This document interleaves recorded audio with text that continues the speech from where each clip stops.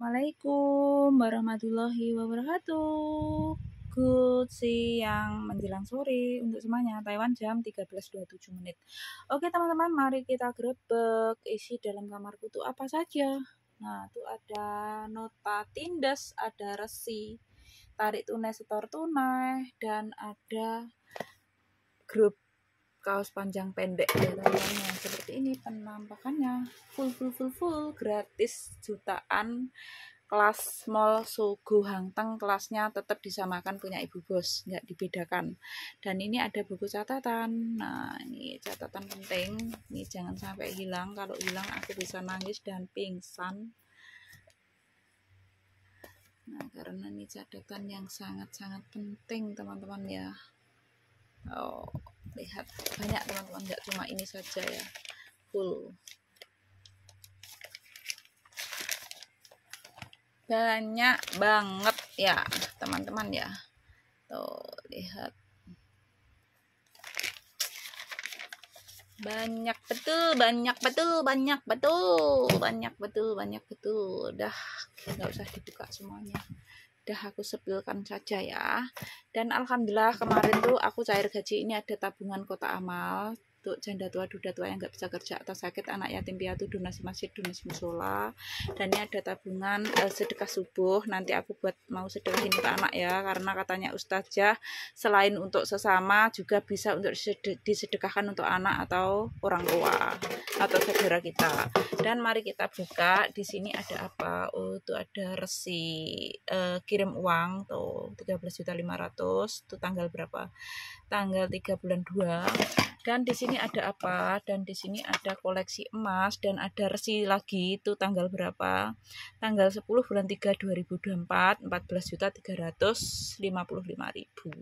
Dan ini ada uang gaji bulan 3 2024 cair kemarin, tepat hari Kamis tanggal 4 bulan 4 2024. Ini 1 bulan gaji full plus kenaikan gaji 9.000 NT setara 4,5 juta.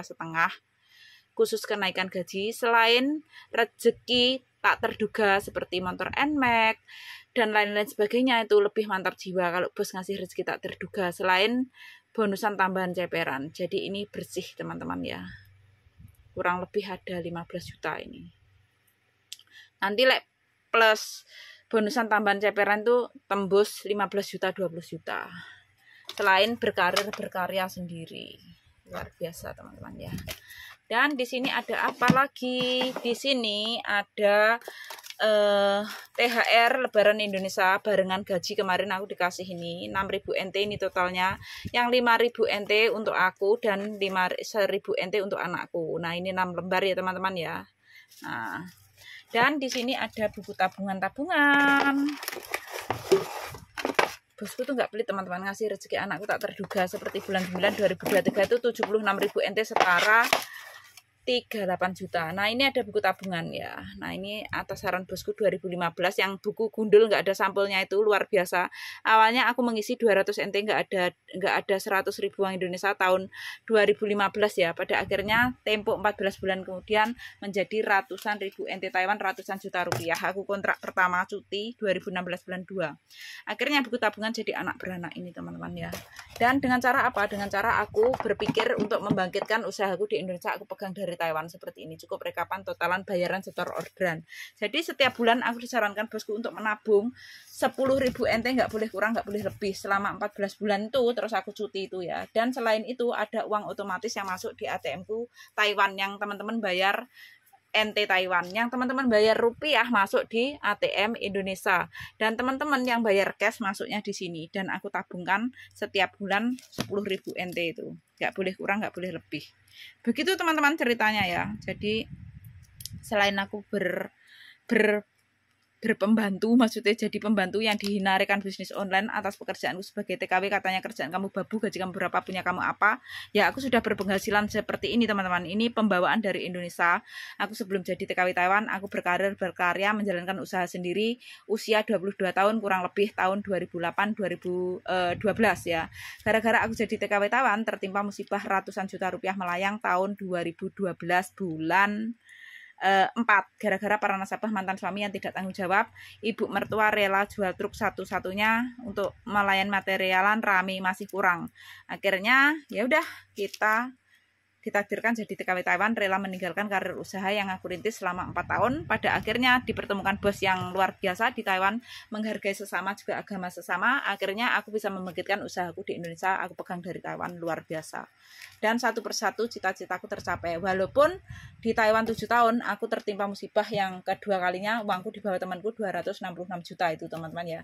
Yang orang Semarang, Jawa Tengah, Kecamatan Mijen. Dulu aku jadikan adminku 1 tahun amanah, pegang buku 3 ABC, tutup buku 1 minggu sekali, 250 juta mencapai 300 juta. Dan yang tutup buku 266 juta uangku di bawah ini.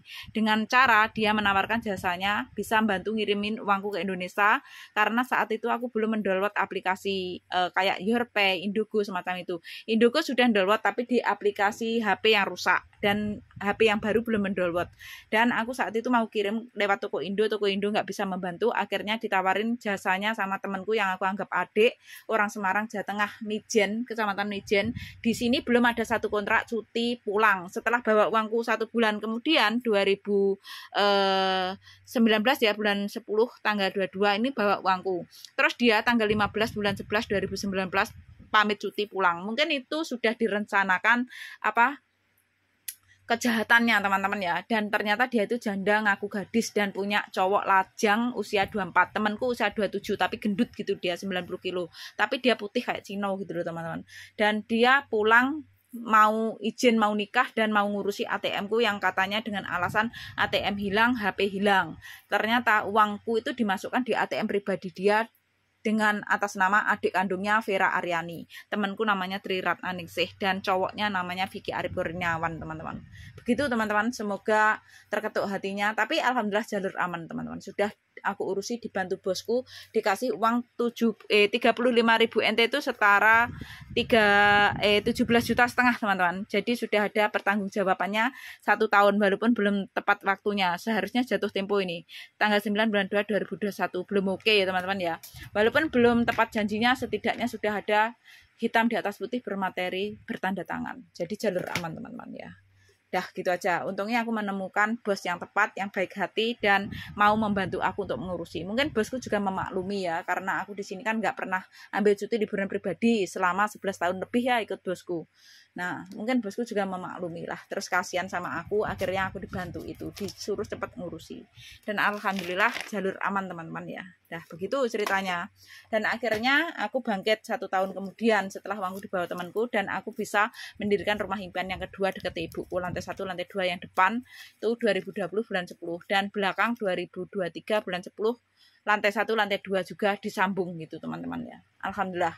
Dan yang musibah yang pertama gara-gara para nasabah mantan suami tidak tanggung jawab sampai jual truk 1 kurang itu tadi, dan aku jadi TKW Taiwan masih bayar itu tadi teman-teman. Aku bisa bangkit dengan teman-teman, dengan saran bosku buka ATM rekening pos ini tadi. 14 bulan kemudian 1 buku tabungan menjadi ratusan ribu NT Taiwan, ratusan juta rupiah. Kontrak pertama aku semangat tarik koper pulang membawa tangisan kebahagiaan. Awalnya 2013 bulan 3 membawa tangisan penderitaan karena tertimpa musibah ratusan juta rupiah melayang, uang tidak makan dan usiaku di bawah 30 tahun saat itu. Jadi TKW Taiwan dan alhamdulillah tabarakollahnya aku bisa bangkit.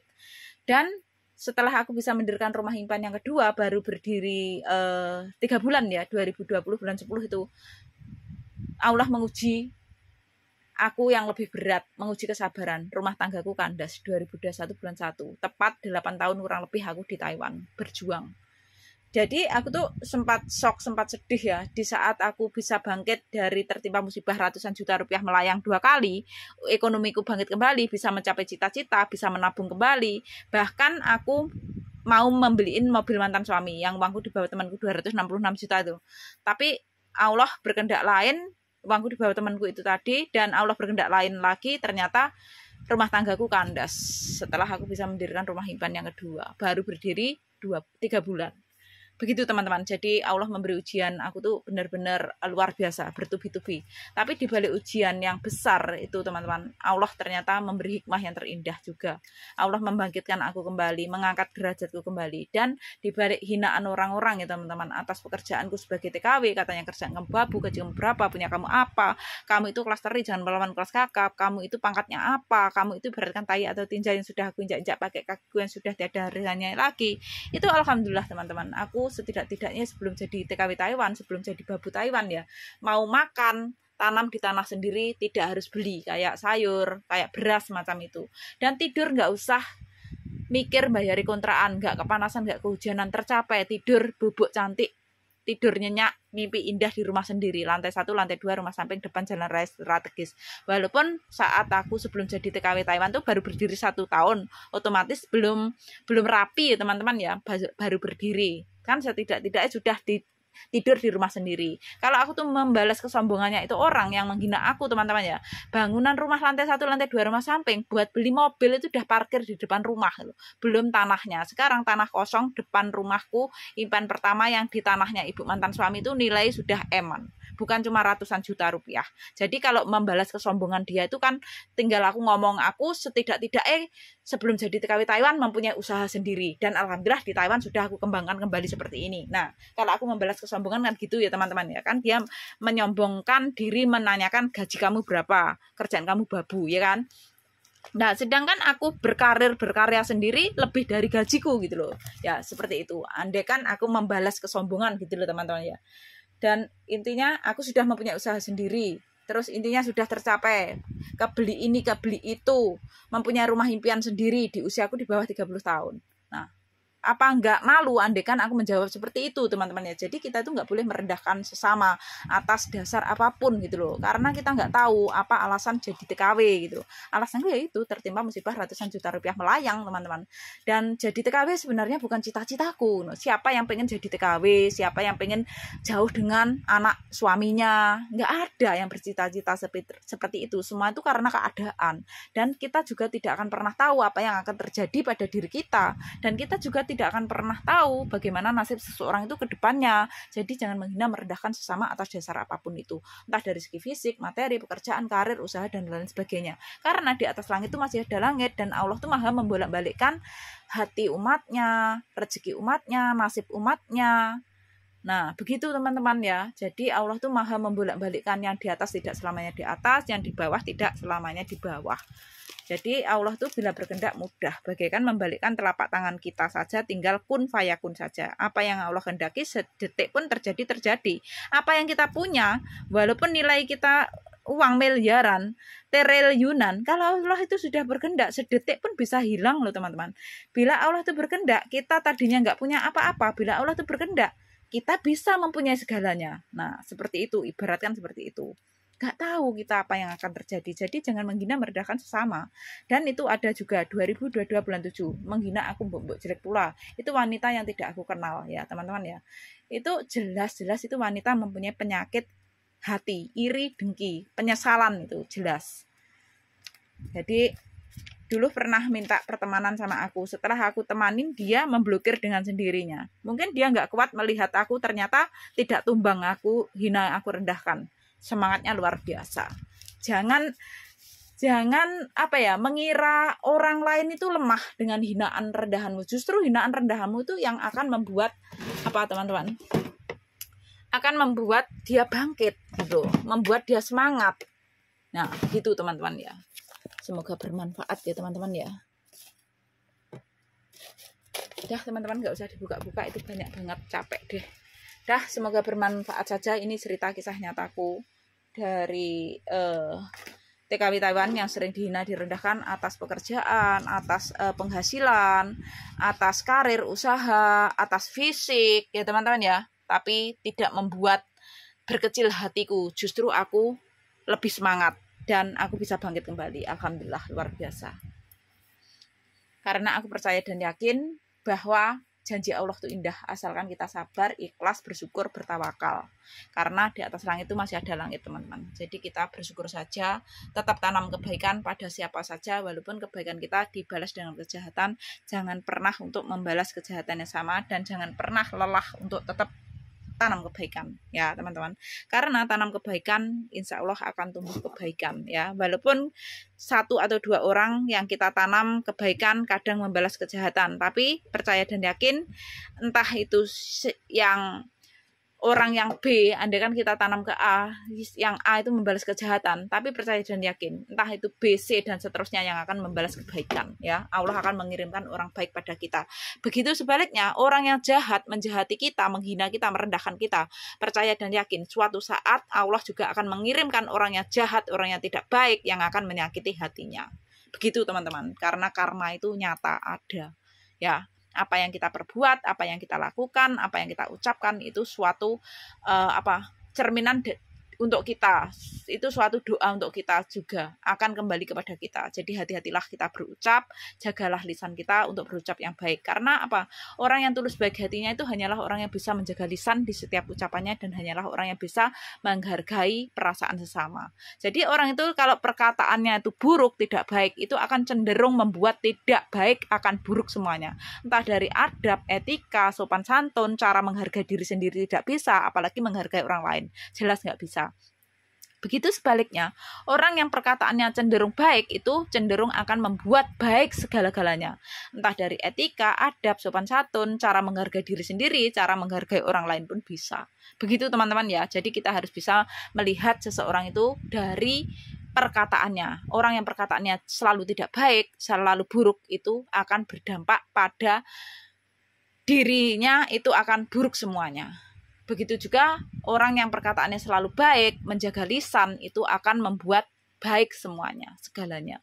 Entah dari etika, adab, sopan santun, perilaku pun baik ya, begitu. Oke, semoga bermanfaat. Ini kisah cerita nyataku ya. Jadi orang yang masih menghina, merendahkan sesama itu jangan kita bilang itu orang baik hatinya, tapi itu hanyalah orang yang doreng hatinya. Jadi orang yang baik hatinya itu lebih menjaga lisan di setiap ucapannya, dan lebih menjaga perasaan sesama, perasaan orang lain, tidak menyakiti hatinya ya, dengan alasan apapun itu. Jadi sebelum berucap itu bisa menyaring 2 kali, bisa berpikir, bisa membolak-balikkan itu kata. Andai kan aku berkata pada sesama seperti ini, gimana perasaan hatinya, betapa sakitnya, balikkan pada diri kita sendiri. Andai kan orang itu mengatakan aku seperti apa yang aku katakan kepada mereka, betapa hancurnya hatiku, betapa sakitnya aku, betapa sedihnya aku. Begitu, itu otak orang yang waras.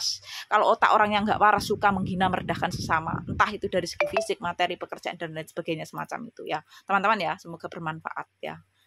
Hanya orang yang waras saja yang selalu bisa menjaga lisan di setiap ucapannya teman-teman. Jadi orang yang masih suka menghina, merendahkan orang lain, entah itu dari segi fisik, materi, pekerjaan, dan lain sebagainya, itu otaknya benar-benar otak sudah dol, bukan don kan oke, jadi sudah dol ya teman-teman, nggak bisa terkendalikan ya. Jadi hati-hati dalam berucap ya.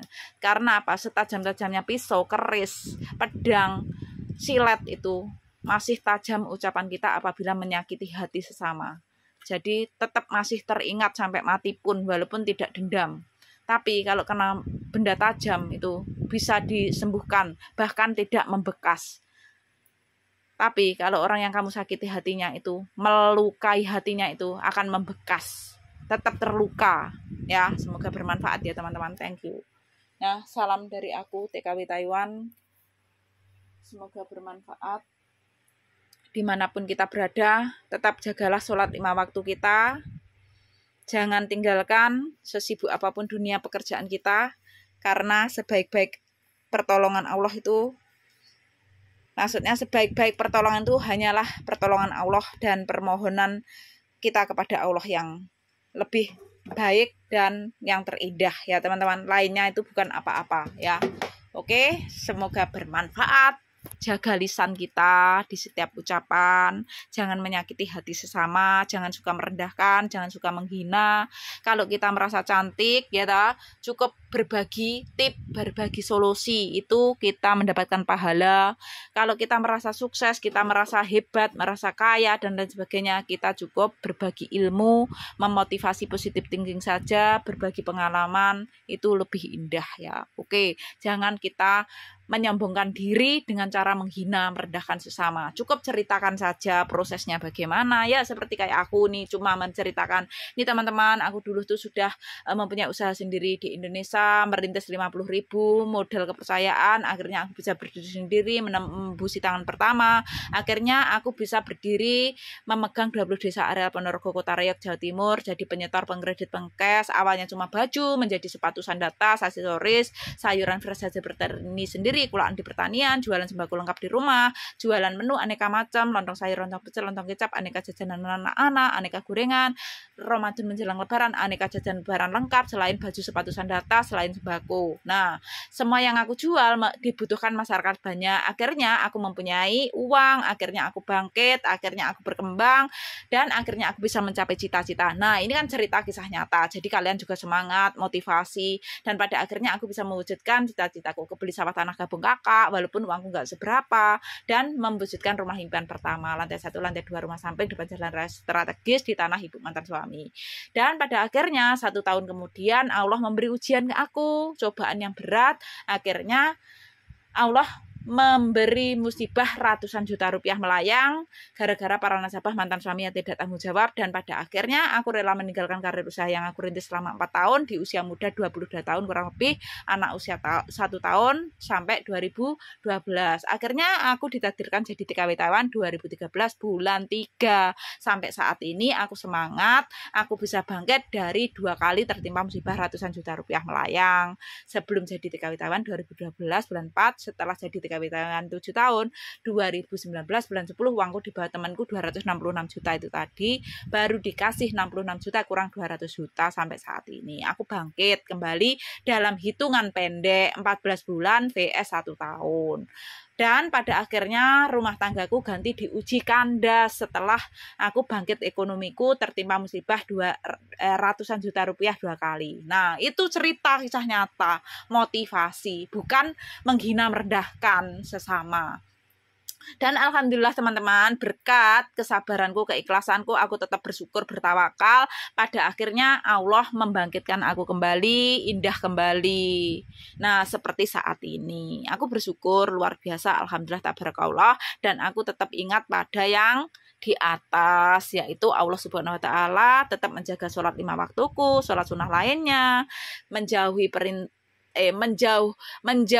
larangannya, dan memenuhi perintahnya. Nah, seperti itu adalah kisah cerita nyata, motivasi. Jadi yang masih suka menghina, merendahkan sesama, suka menyombongkan diri dengan cara menghina sesama, itu biar sadar juga bahwa hidup di dunia ini hanyalah suatu persinggahan, apa yang kita miliki hanyalah titipan. Suatu saat Allah juga akan mengambil bila Allah berkehendak mudah. Nah, ini contohnya aku sendiri, dan buat motivasi diri, menyemangati diri, juga motivasi kalian biar semangat, biar tahu cerita kehidupan dunia nyata tuh seperti ini, tidak indah, tidak semudah membalikkan telapak tangan kita saja, tidak seindah merangkai kata-kata manis saja. Kehidupan itu keras, maka dari itu kita harus mau bekerja keras. Dah gitu aja ya, semoga bermanfaat. Thank you, bye bye. Akhir kata, wassalamualaikum warahmatullahi wabarakatuh.